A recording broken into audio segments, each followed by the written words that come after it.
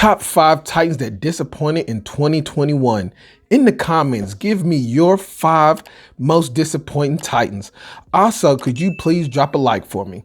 Now let's get to the list. Number 5, Jeremy McNichols and Darrington Evans. The 2020 third-round pick Evans has only played in 5 games so far in his NFL career. His stat line reads as 14 carries for 54 yards.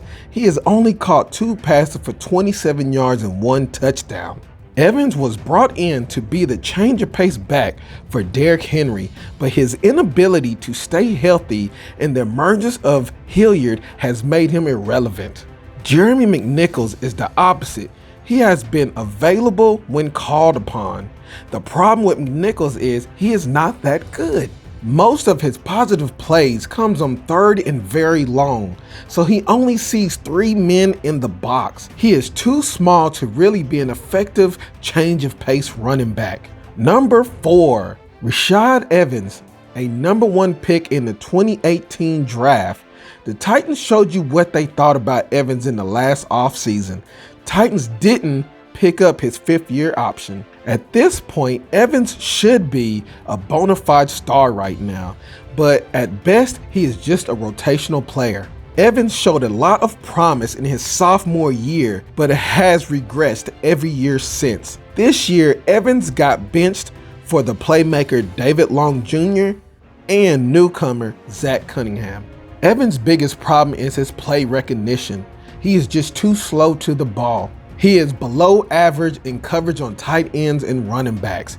At this point, Evans is just another guy. Number 3, Anthony Firkser.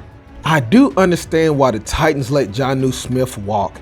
He was going to cost too much to keep. I do think the Titans severely overestimated what they had in Anthony Firkser. Firkser didn't start 1 game this year. Due to his inability to be an effective run blocker, the Titans decided to start latecomer Jeff Swain.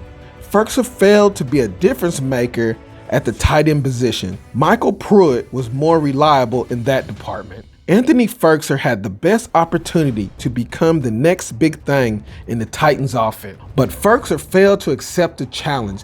The Tennessee Titans will be looking for that guy in this year's draft or in free agency. Number 2, Bud Dupree. For all the players on this list, Bud Dupree is the only one guaranteed to get a second chance to make a real impact next season. I will acknowledge that Bud was not given a fair shake. He was injured to start the season, and due to the financial pressure, he came back too early and wasn't that effective. Once Bud Dupree came back from IR at the end of the season, he was showing you why the Titans gave him all that money in the offseason. I do still have high hopes for Bud Dupree. Number 1, Julio Hall of Famer Jones. He is number 1 because he had the most pressure on him to be a difference maker.